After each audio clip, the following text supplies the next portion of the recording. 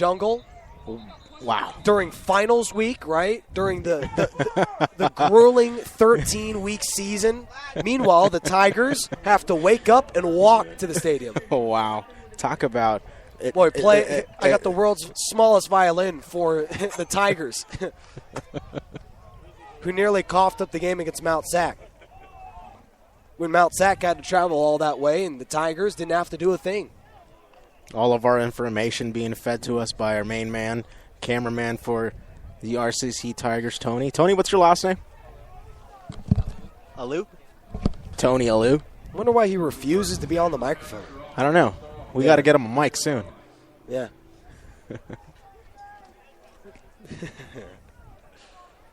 Tony, just a great man.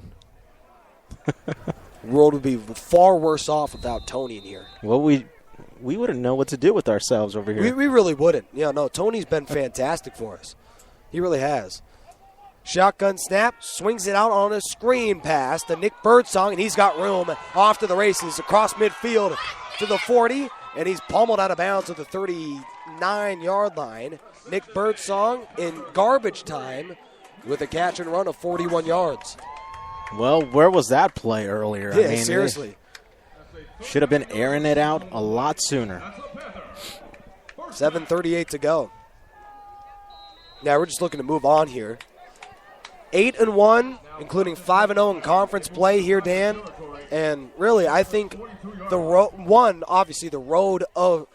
to the state championship game goes through the jungle. But secondly, off a low snap, Plant's pass is tipped and nearly picked off the rebound by Jonah Moy.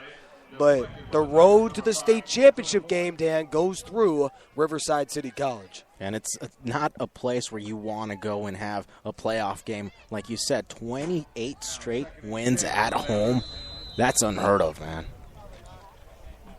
And not to mention a state championship. If the Tigers win, that'd be the first state championship since their national championship that they earned all the way back in 73. Yeah. Our Riverside audience understands, and they know the jungle seats 7,000 plus.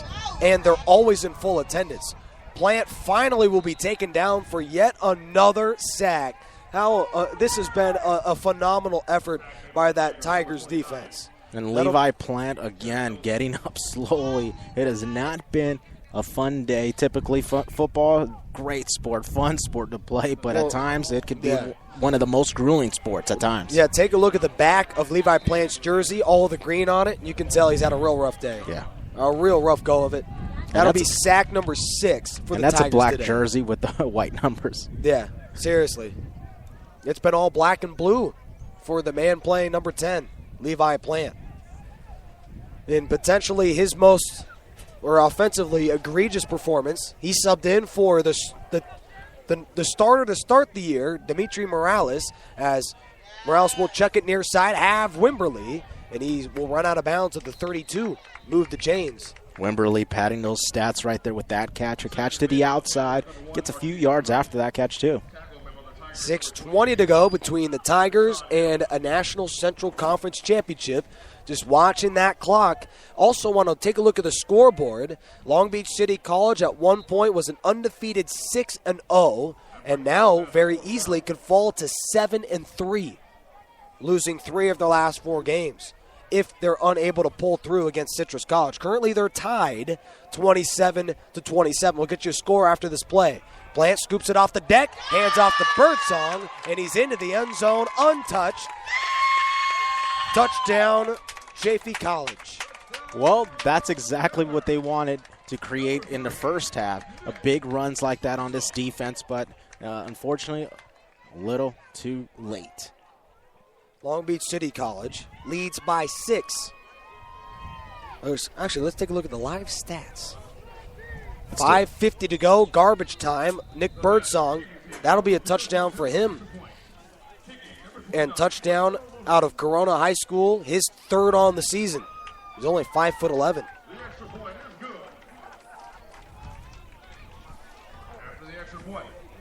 Yeah, Long Beach leads by 6 with 6:56 to go in the 4th quarter.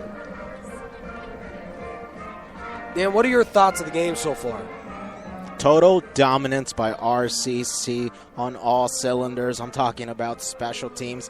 And it's a special teams group that created 2 turnovers. Typically, that's the RCC defense's job. But in this one, it's been special teams and a strong offense.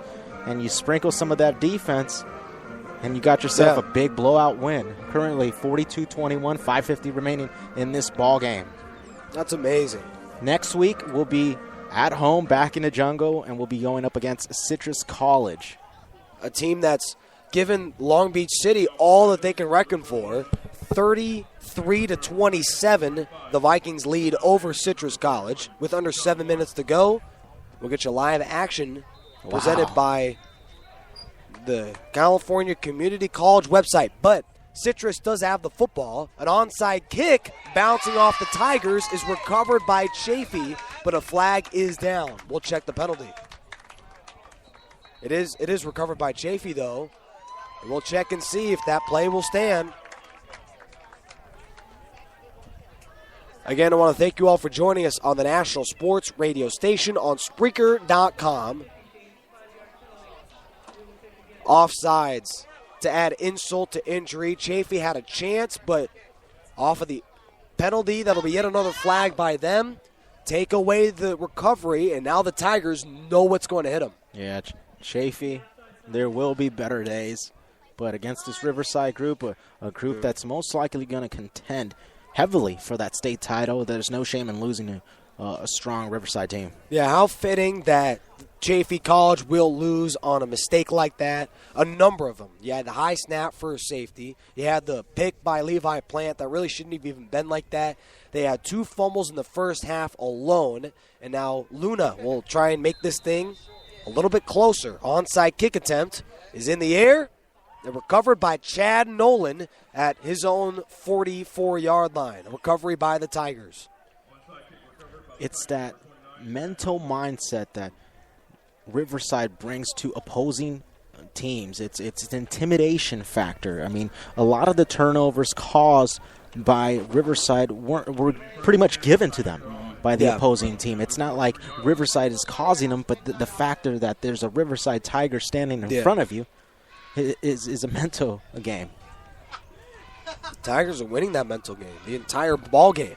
Definitely have. 5:47, Tigers lead by 21 and have the football. Hand off to Anderson. Outside, he has room. Squirms to the 30. Wiggles 25. And he'll be taken down there. That'll be another gash for the West Valley product of 15. Move the chains. Chris Anderson, just a freshman. He will be back next year. A guy who is over 300 yards rushing in the season, but we say, but that's because they've got Denzel Foster. Yeah, he needs these reps right now. He really does. Yeah, I understand taking Foster out of the game.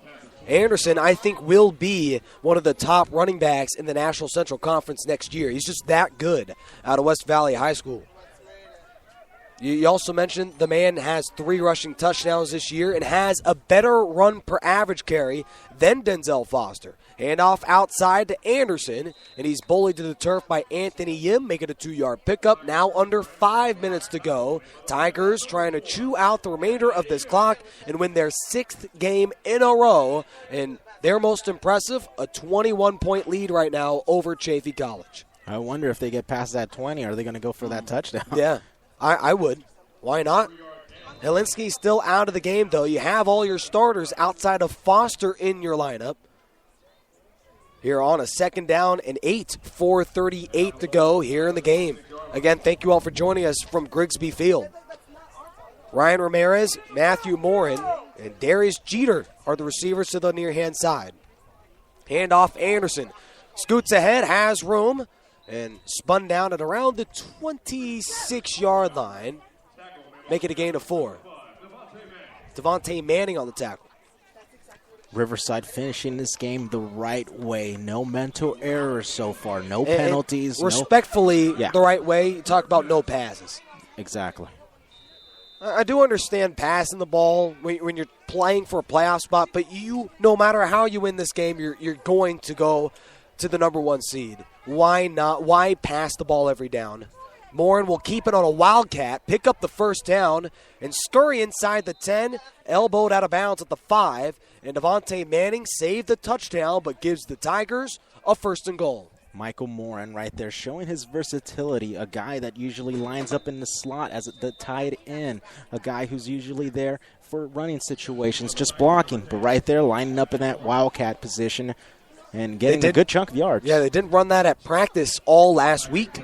You could see practice makes perfect. 1-for-1 is Morin when he carries the football to move the chains here in the last couple weeks. And I think he continues. Here he is in the wildcat again.